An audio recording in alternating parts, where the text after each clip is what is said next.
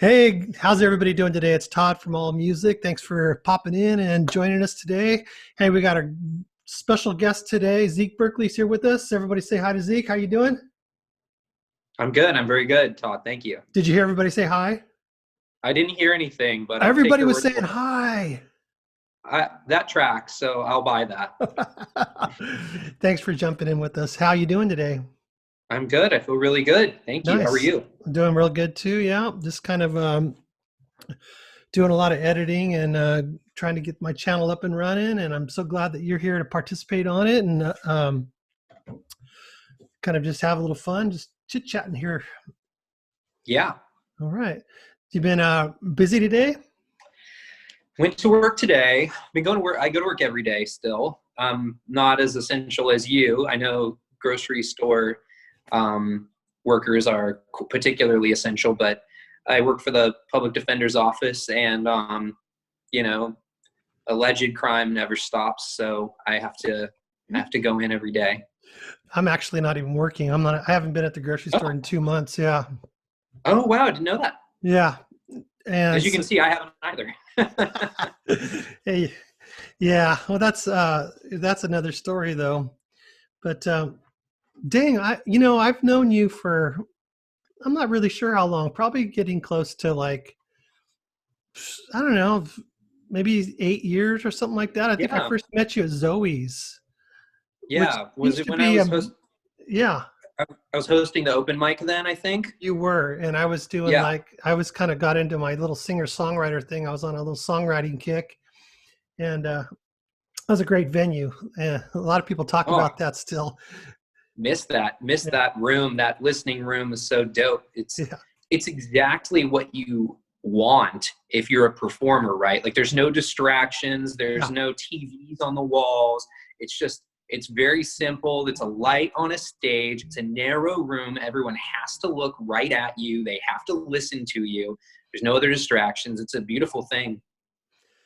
yeah. I miss it too. It seems to be a theme that keeps popping up in a lot of my interviews. A lot of people have played that room and just kind of miss it. But um, that was a great place to go and hear music and I any liked place. it a lot, and Yeah, I liked the original Zoe's spot a lot too. We I played did too. several shows there. I liked it there too, but there was something about that last one. That listening room was just great, and I will say I think it was a little big. The rest of the property was probably a little too big to sustain, but just if you had just that little bar and then just that listening room, it would have been perfect. Yeah, yeah. Dave and Fran that owned the original Zoe's were friends of mine, and we Mm. go way back. And I actually helped build the bar in that original Zoe's upstairs when they took Oh the yeah. upstairs over, and they were doing the listening room up there. Yeah, and then there was a little bar against the wall that I built too. So I was kind of, just kind of did had my little part in that. Played there a few Yeah. times too. So that was fun. Unfortunately, Dave passed away not long ago, which was kind of Oh, sad. A good friend of mine. sad to hear that. Yeah, he actually played drums with me a few times in my current cover band. And then we had another band that he was my regular drummer for a while, which was fun because I never knew him in that relationship before. I knew he was a musician, but I had a blues cover band and that I had put together about 5 years ago, and he ended up wanting to play drums, and it was a fun band. And so he was a great drummer, great, nice guy. But yeah, Zoe's was a few different transitions. I think there was a guy in between Polly and Steve, and then there was a guy in there between Dave and Fran. But Oh, okay. yeah, well, not a lot of history, Sure. um, but you're a musician. Yeah. But I you like knew to think that. so. You knew that. You didn't Yeah. need me to tell you, did you? No, no. I just wanted to You're right make about sure. So, I mean, I've seen you play bass guitar, but you're a songwriter too, right? Yeah, yeah. I've been writing songs for about as long as I've been playing bass. Maybe a little, not as long, I guess, but yeah, I've been doing both over half my life now at this Yeah. point. And yeah, it's a passion of mine, and I still do it every day, one or the other. Either write or play. Yeah. Yeah, Yeah. that's cool. And you've got some you've got recordings, right? Got some Yeah, albums. for my solo stuff, yeah, I have two proper LPs that I've recorded, and then I'm working on my third. That's Berkeley 1 and Berkeley 2, respectively. And then I'm working on Berkeley 3 right now. I was in the middle of recording it when everything kind of happened. I was recording it with Armand. Do you know him, Armand? I've heard the Uh, name. I think my son works with him a little bit on some stuff. yeah, yeah, I'm sure he knows him. And he has a nice little studio called the Captain's Quarters that's on Palma, and it's a nice little place. And we'd just gotten bass and drums done, and everything was going really well. And then, obviously it got kind of heavy, and everybody was like, oh, maybe we shouldn't be doing this right now. But yeah, I can't wait to get back and record the third one, because that one's been a long time coming. Yeah, that's where my studio was too, on Palma. I had a workshop there when I had my furniture store, and I cut off like the office building or the office part of the building, and then I extended it and I made a recording studio there, and for a little while, and that was handy to have. For Which side of Palma? Because there's weirdly two, right? There's the one that's off of Olivas Park, and then there's the one that's off of what is that, Valentine? yeah, mine was just before the UPS. Oh yeah, oh yeah, okay, yeah, I Yeah, know exactly where that is. yeah, so I was right in there. Yeah. Yeah, my son's been recording an album too, and he's kind of on hold with that too. He's really far into it, but you know, not much you can do right now, I guess. Yeah, it's hard, I mean, hopefully things will get a little better and numbers will get better and stuff will loosen up then. But until then, you just gotta try to stay safe and do the best you can. Where do we find like some of your music? Are you like on all the streaming platforms and things Yeah, like that? all Yeah, the, Spotify, iTunes, or iTunes, is that even a thing anymore? Apple Music, I meant. Apple Music. Yeah, Yeah, Apple Music, and on my Bandcamp too. And in fact, everything is available for download. It's pay what you want for it. To this point, my records are pretty old, so it would seem silly for me to charge for them now. I feel like, but it's like, pay what you want. And I've always been a big believer in kind of making stuff affordable. I was in punk bands in high school, and we just give the stuff away back then. We weren't right. even thinking about making money, but Yeah, you wouldn't even get paid to play anywhere. You're glad to pay. Yeah, play. yeah, definitely. There were so many cool venues, and you meet so many cool people that when you do things that way, though, Yeah, and you do so many house shows and things like that. And sometimes it's just the memory and the fun of it is so much more valuable. And of course, getting paid $50 or something here and there. I'm no longer in that mode though, and I'm happy to be paid $50 whenever I play a show now, though, at least, so. yeah. That's the way I am too. Even I have my cover band Wishbone, and I just I can't drag my guys out, and these guys are pros, and they're been playing all their lives, and that's how they make part of their living is their music, and I just can't I can't do it. I just got to get paid, and you can't get paid enough, not really, not around here, but got a couple of venues if they open back up after this that pay us decently where everyone's happy. It's like, oh, that's better than a poke in the eye. Yeah, So definitely. yeah. I mean, it's Ventura is such a weird place to play music too, because the cover band is king around here. Very few people are interested in your original music unless you're making like maybe some like weird sort of bastardized pop reggae that people really seem to enjoy around here. It seems like reggae for me, like it's hard to impersonate it's hard to play reggae if you aren't like attached to the religion or like the fundamental ideas associated with reggae. It's a little difficult for me, unless of course you're doing like standards or something along those lines.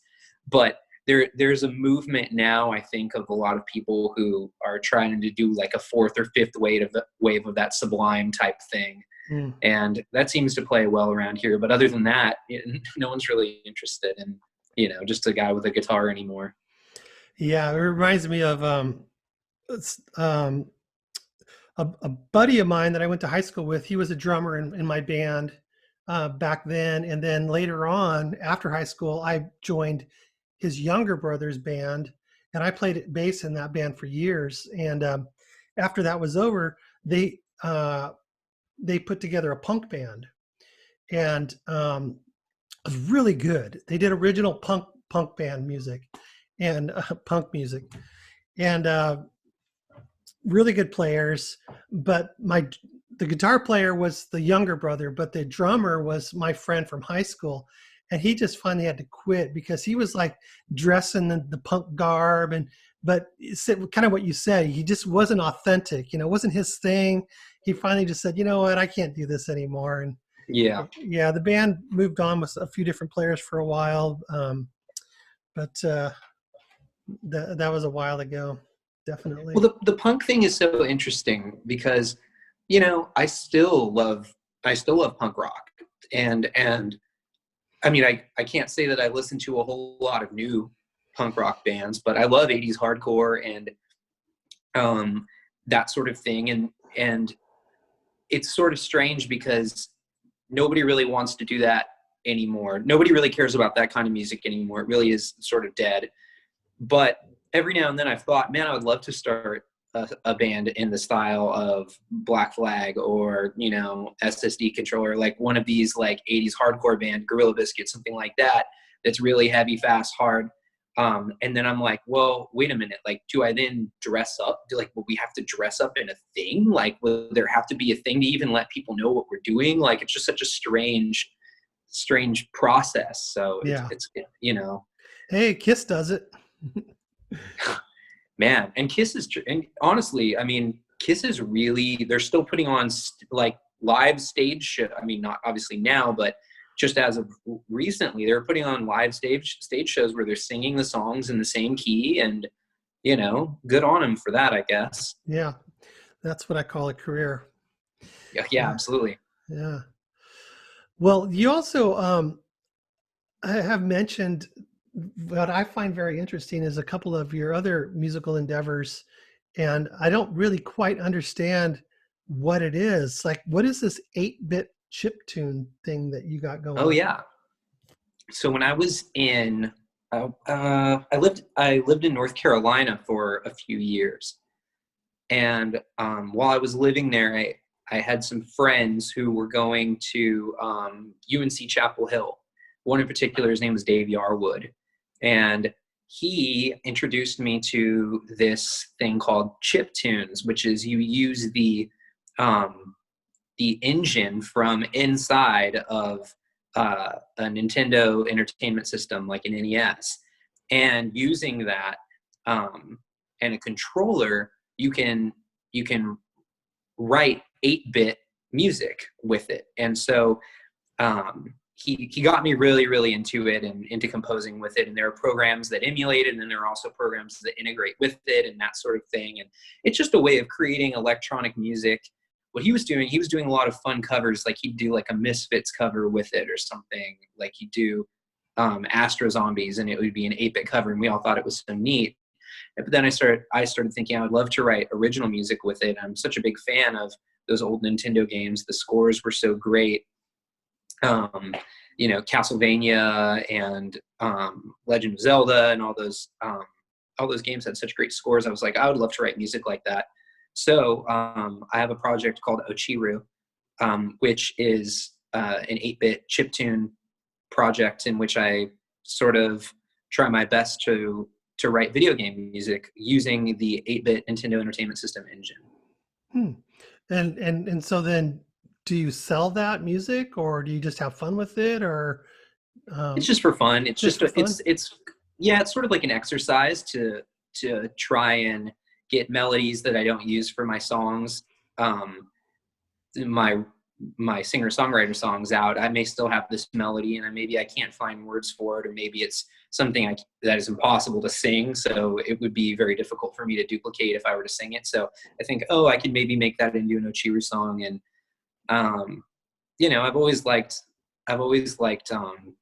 electronics and that sort of thing too. So it's just sort of a fun hobby to get into. And for a little while there, I was into circuit bending keyboards, and you break open an old keyboard and you mess with the circuits and you can get all kinds of weird noises out of them. And I was into doing that kind of thing for a while, and just a fan of electronics in general. So when you can blend that along with my passion for music, it was almost a seamless integration.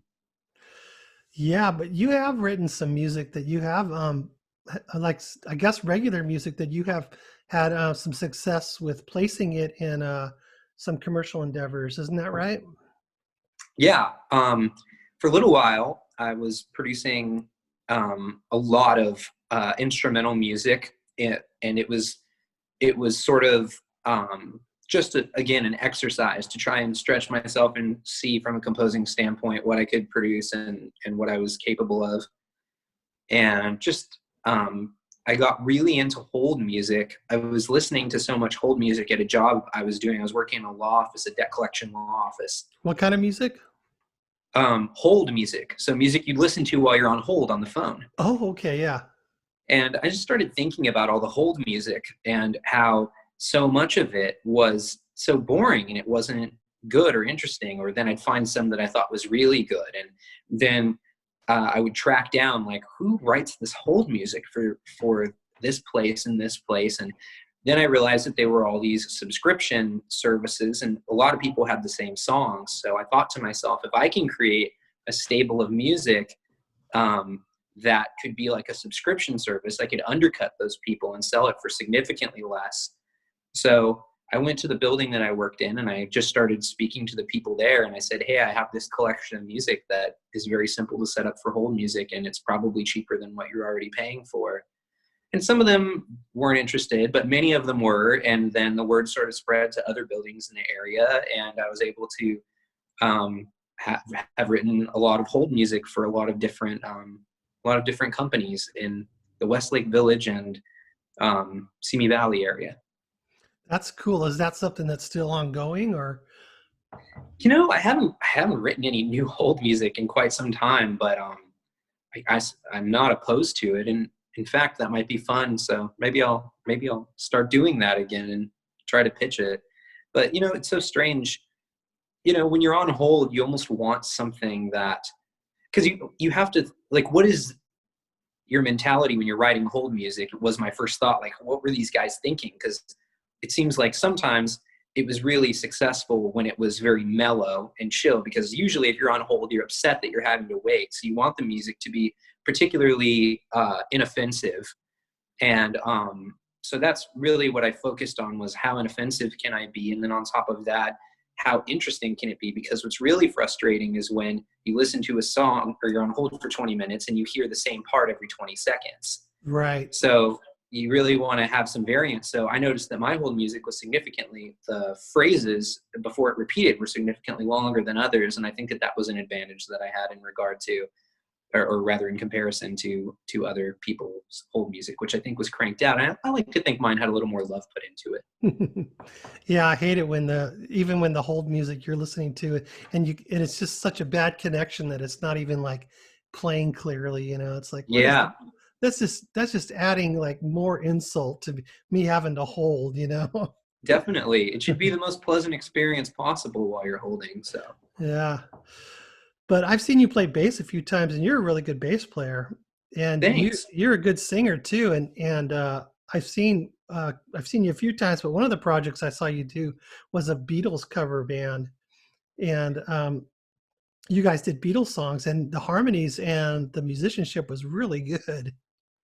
Thank you. Yeah, so I'm lucky enough to know a group of guys who, we're all just like ridiculous Beatle nuts. Like, we're all obsessed, and who isn't really, but we decided that we really wanted to do a record straight through, and we toyed with what record would be the best one to do. And everybody has their favorites and everything, but so many of the records that are favorite Beatles records are nearly impossible to duplicate unless you have a significantly large group of people who can duplicate those parts, and because you want to do it justice, so we decided to do Rubber Soul, which I think is the last one you can really get away with about 5 people. Yeah.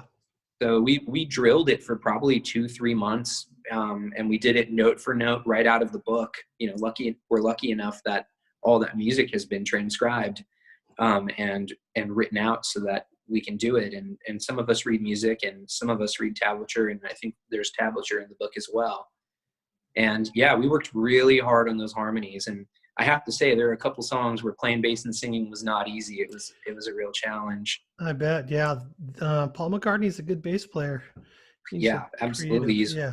He's one of the, he's one of my favorites ever. I think when it comes to bass playing, I think and it sounds crazy because they're the biggest band and most famous band of the world, but his bass playing is criminally underrated. A lot of people don't realize that he's really doing the most, especially once you get to Sgt. Pepper. Yeah.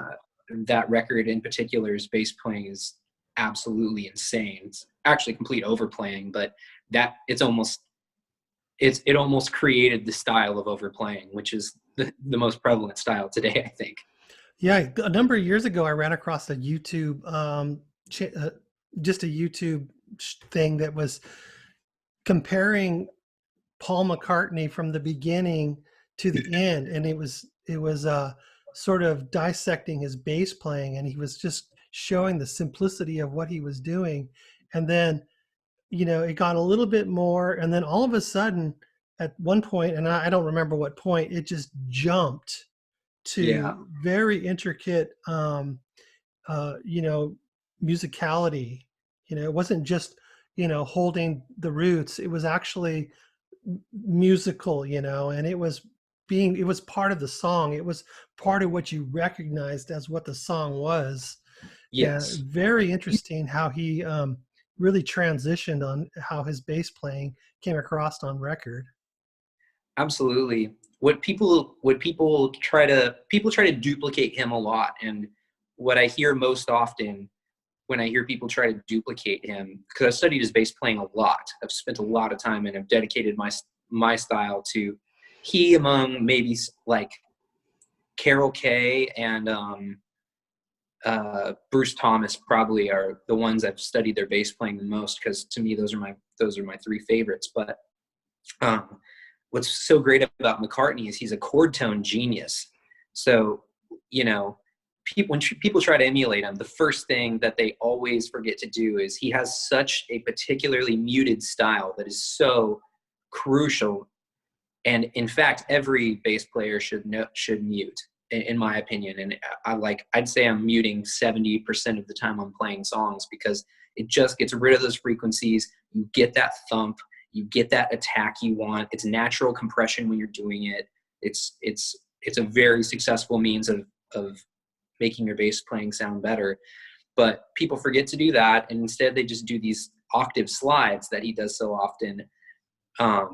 And it's like there's so much more to McCartney than just the muting and the slides too. He understands chord tones in such an effective way that he doesn't even necessarily walk the way you would expect guys who understand chord tones to do. Somebody like Charlie Hayden or Joe Brown or any of those guys who play jazz, who can kind of walk as they do their chord tones. He just sort of stays where he needs to be and then opens up with real melodies. They're actually melody lines in themselves, Exactly. So he's a genius.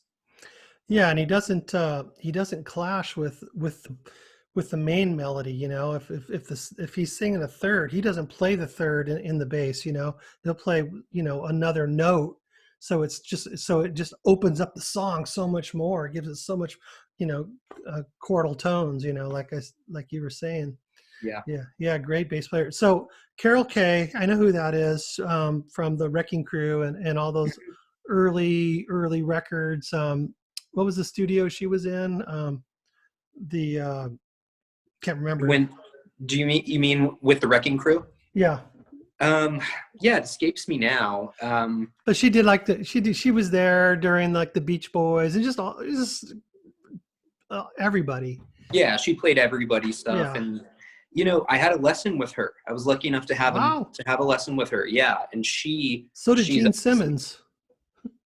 I've seen that video. Yeah.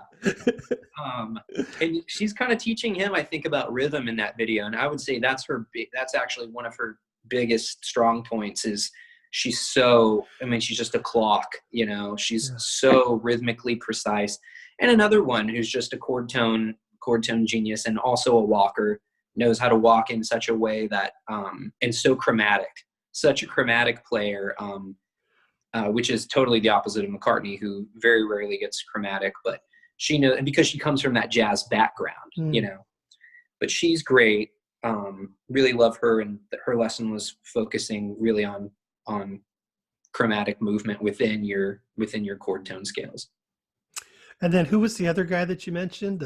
Bruce Thomas, he's the bass player for Elvis Costello and the Attractions. Oh yeah, yeah, great stuff there, for Yeah, sure. I mean that sort of bass playing. When I grew up in a house where it, you know, every day Elvis Costello played. It was like Elvis Costello was God in my house when I grew up. Mm. So I just, those bass lines and those melodies and those songs are just drilled into my head. So if I'm ever duplicating anyone or trying to find how to approach something, you know, I'm thinking about him probably first and foremost.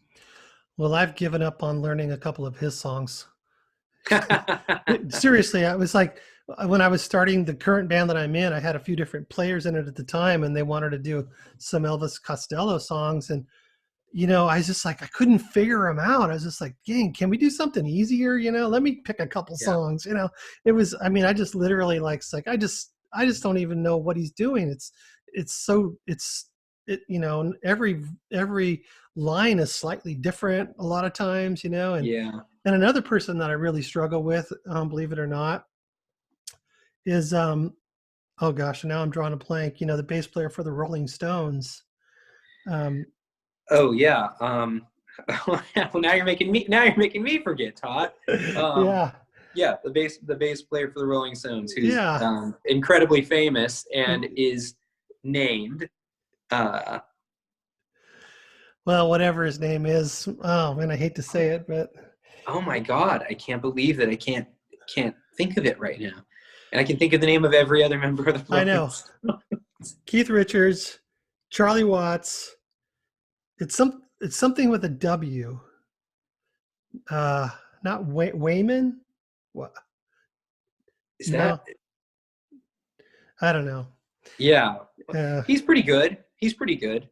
Well, I mean, it's deceiving how good he is. Like same at the same time, I gave up on the Charlie Watts thing or the Elvis Costello bass player lines. I gave up on a couple of songs, like songs you wouldn't realize were you'd think they were easy, like "Start Me Up." Like that was a Mm, big hit in the '80s, and yeah, you know, it seems pretty straightforward. But I'm listening to his bass lines, and I'm going, every line is different. You know, it's not yeah, just the same repetitive, you know, just solid foundation. And he even says that about himself. He goes, I don't really know how to play bass. I heard a interview with him one time, and he was like, I mean, I just do what I do. I don't really know what I'm doing. I just do it, you know. And so that, I guess, comes across in a way that makes it very difficult to emulate. yeah. I mean, they were such a. There's. I mean, I'm not particularly a deep Stones guy, but Nor am you I. know, but I will say, you know, there's a vibe there, and it's a lot more blues based and a lot more a lot more, it's rougher than the Beatles stuff. And I know they get compared a lot. I don't even see them as comparable bands with the exception of them being around during the same era, Yeah. but they, of course, and I guess the same region, but they're, I think a better comparison is the Kinks to the Beatles. And I mean, what's so great about them is they're like the sloppy Beatles, you know, like Yeah. that's actually I mean, they're a little sloppy, but that adds a human element that is so fun to their music. That's actually another great thing about the Beatles, though, is how human they really are for so long. You know, on Please Please Me, they're singing, you know, they're singing different lyrics like at the same time during harmonies, and that's just left in songs. And Yeah. to me, I just love that the biggest band in the world has recordings that are just kind of shit, and just they didn't, Well, you there know, was they like didn't two even put tracks, left and right, back then, you know, right, and right, George Martin had to make it work. And so everybody's doing a take. And if you messed up, hey, either do it all over again or yeah, leave it in. Yeah. bury it somehow. There was somebody I was listening to recently, and it's a pretty famous song, and I can't remember who it was, but I just heard this clunker of a bass note, and it's like, wow, I've Mm, never heard that before. But this was a huge hit, and it was just this, yeah. it's like he hit the wrong note, and then he fixed it, as we do, but it was there and it stayed there. And I thought that was very odd. It's, I mean, it's so strange when you hear that kind of stuff, but there is something about hearing that, it reminds you that, it reminds you they're human. Something I used to do before shows, I was in a band for a little while called Pretty Wife. And we used to do, I mean, every song had many 3-part, very difficult harmonies where we're switching between the interval amongst ourselves, and we're holding, sustained chords vocally. And it was vocal gymnastics throughout the entire thing. It was very difficult. But as such, you can imagine that we weren't always perfect. But one of the things I would do before every show, I always have a ritual I do before I play every show. Like with my solo shows, watch the top 50 Michael Jordan plays of all time before I play a solo show. Because to me, it's greatness. It's literally the greatest of all time, doing some of the most amazing stuff. But for Pretty Wife, what I used to do is I used to watch footage of the Beatles in '65 in Japan performing on their world tour, because it's the worst performance ever. It is so bad. The harmonies are a joke. The microphones are falling apart. Their heart's not in it, and everything's going wrong. And you can tell they've just given up halfway through. But it was a reminder to me that these gods, these like mighty, the greatest of all time, can have a bad day. And it was sort of a reminder to me, hey, if I can go out there and I can hit about 80%, 85%, I'll feel okay about this. Oh, that's pretty good. I shoot for like 60. That's usually about where I end up. Yeah. Yeah. What's your, like, if you had to like kind of pick a favorite bass line, like I'm thinking of one right now that I always love to play, and I really like it. What would like a favorite bass line in a song be for you that you're happy to play and you're excited when it comes up? Do you ever think about that? Um,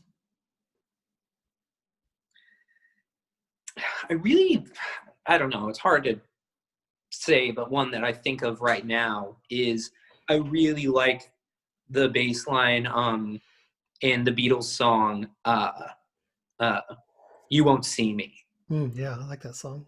Yeah, and the bass line is really fun. Again, just a bunch of fun chord tones and a bunch of cool pedaling moments, and it's just a nice compliment the whole time. It's not outlandish.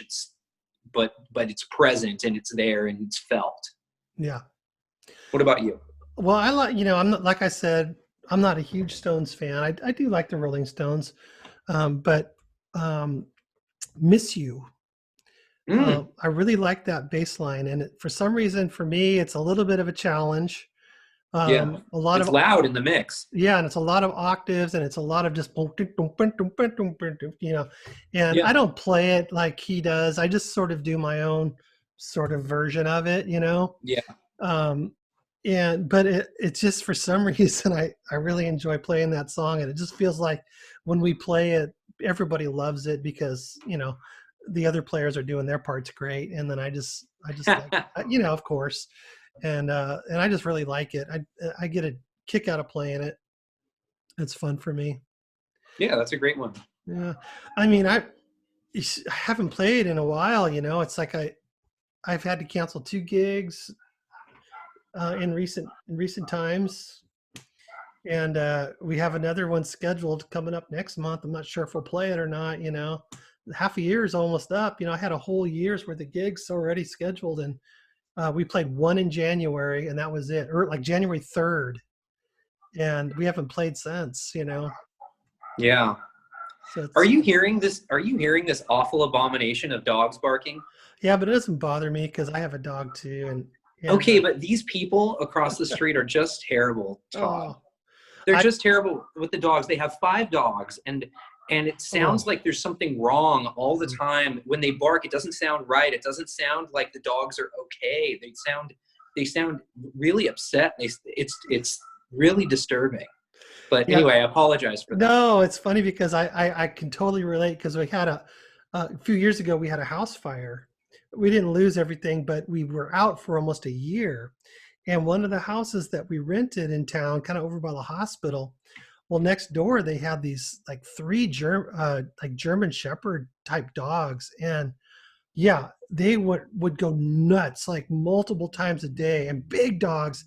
And then you could hear them call it from the house, calling their names, tell them to shut up, shut up. Yeah. It's like, well, that's not going to help. You just Yeah, it sound like doesn't do you're anything. barking right back at them as far as they're Right. concerned, It's only going to egg them on more. right. Oh yeah. We have been we have been absolutely plagued I live in Santa Paula, and it's a very nice quiet area, or it was when we moved in, and we loved it, and it's just Santa such. Paula. I see that. I I'm see repping.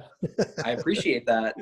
Um, and it just seemed like we couldn't win. We had a neighbor, and I love dogs. I grew up with dogs. I love Yeah. dogs. Okay, and we had one neighbor who moved in, and then they had three dogs, and it was so bad. It was constant. Then they moved out. Then it's another one moved in. They got dogs. Then the people behind us got some dogs. That's finally mellowed out, and then now these people move in, and it's like, we're the only people without dogs, and I don't even feel comfortable getting dogs because it's just going to disturb the other dogs. The other Right. dogs are just going to disturb. It's a dog thing, and it's Yeah. just a thing with the dogs. Yeah, I've noticed in my neighborhood, I've got a dog right now. We just have one, right? A little guy we adopted a year ago. But I've noticed a lot of other neighbors are starting to get dogs too, and you can hear them barking, and so my dog will bark. I was like, oh, is that somebody you know from down the street? It's Yeah, like, yeah, I love dogs, but barking drives me nuts. My dog does pretty good. I tell him no barking, and yeah, he and and it he works. yeah, eventually he knows what I'm saying when I give him commands, but he'll wait and do it when he's ready. Sure, sure. Yeah. Well, that's cool. Thank you. I don't want to keep you long or anything, but I do appreciate you jumping on with us, Zeke, and just kind of sharing a little bit about what you got going on. Do you have any thing that you want to drop on us, like a website, or tell us the name of the projects where we can find your music on the streaming? Sure. Well, if you're on Spotify or Apple Music, you can just type in Zeke Berkley. That's Mhm. Zeke. My last name is an unconventional spelling of Berkley. It's Berkley. And you could also, if you want to download my music, you could find it at zekeberkley.bandcamp.com. If you're interested in my 8-bit chiptune music, you can find it at Ochiru. That's OCHIRU.bandcamp.com. It's all totally free, available for download. Yeah, and I'll put some links in the description below here in the YouTube video, so people can find it easy and just kind of click and go and check it out. I find Oh, I that. should also mention I play bass in a band, and it's a great, nice group of singer-songwriters. It's a husband and wife. They're called Brian and Katie, and the name of the band is Anchor and Bear, and they're very nice people. I love Anchor and Bear. Yes, Yeah, and I've been playing bass for them for a few years. They're really great people, so you should check out their music. You can search them on YouTube or Spotify or Apple Music or whatever, Anchor and Bear, and you won't be disappointed. They're great people, and they no, make that super good music. I saw them before. They played a show. I think my son put on a show at a local area, and he invited them to be part of the show. And I don't think you were playing at the time. You might have been. I yeah, can't might have been a remember. while back, or if it was sometimes they do solo shows, the two of them, they both just Yeah. play acoustic. There was definitely a bass. There was definitely a full band, but it was a while ago because it wasn't even the band my son's in right now. It was an older one, so it's been years actually. They've been around for a while. Yeah, they sure have. They sure have. Yeah, And they're great. Nice people. they're really good. Yeah, super good. Yeah, that's cool. So I'm glad you're playing music with them, and it's recorded music people can find. Yeah, so they've recorded all their music. I'm just their live bass player Oh, I for see. them. Yeah, Yes. cool. And Katie plays bass on their recordings. Brian may friend may play bass on some songs. I'm not sure, but typically Katie plays on the recording. She plays bass, and I think they both play guitar. And yeah, they make some good music, and they're the nicest people I've ever met too. That's what's That's so cool. crazy. Isn't it so wild when it's like people, like you expect everyone who's good to be like assholes, and then they're not, and that's nice.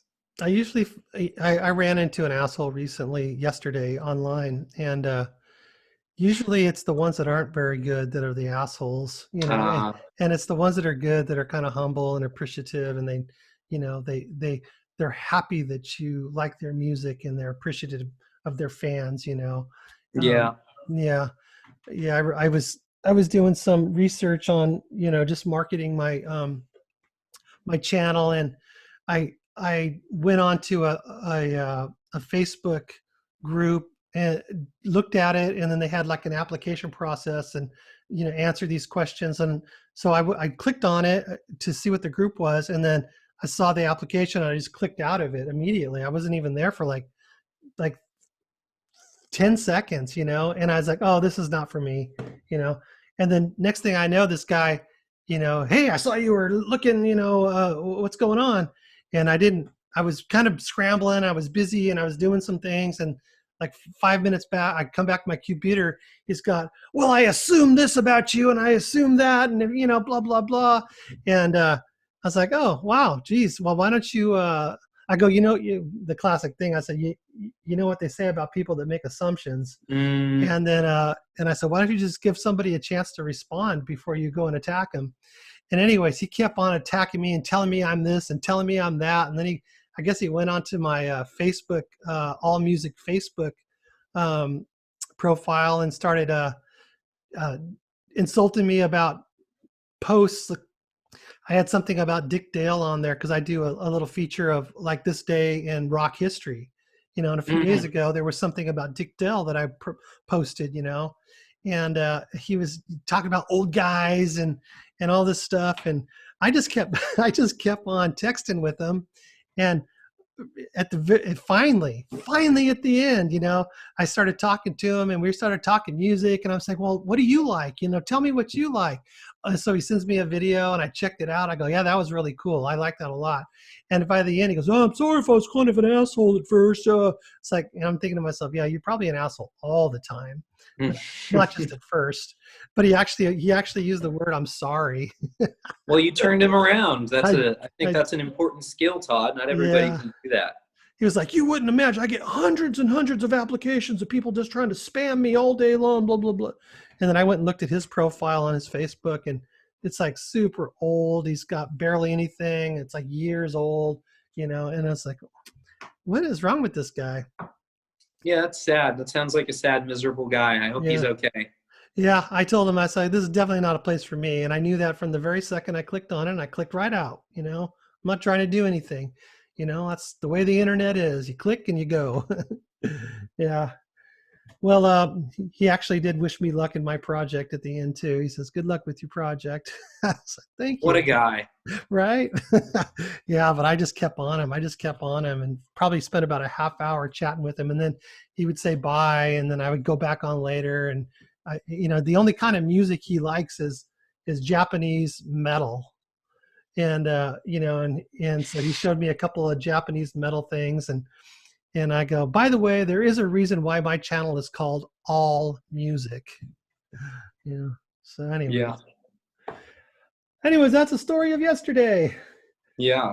Zeke, thank you so much for jumping on with us today. I sure appreciate it. You got a Fun lot of time. interesting stuff going on, and very talented person. I've known that from the very beginning when I first met you, and hopefully we can get some live venues going again, and we can start appreciating the music out there live. And I'll come see you, and uh, you know, keep me posted on where you're playing. That way I can post it in my Facebook group, so people can know. And kind of just the object of my channel here is to try to promote people, just the people I know or the people I know of, and just promote the music. And I appreciate that, Todd. That's a great service that you're doing. So thank you very much for having me on. Yeah. One of the things that the guy yesterday said to me, he goes, He goes, I'm not interested in any of these people. I don't know any of them. Why would I promote people I don't know? I said, well, um, because the unknown people are the people that need the promotion. It's like, why would popular people need the promotion? They have professionals promoting them. They're record companies. They have the promotion. It's the local guys that need the promotion. It's the people that don't have the big record contracts that could use some love. What issue do you have with that? That was part of helping him turn around a little bit. Well, hopefully he takes a page out of your book. I don't know. Probably, yeah. When I write, someday I'll write a book. All right, Zeke. It's been really fun talking with you, man. I hope to see you around soon. And Likewise. if you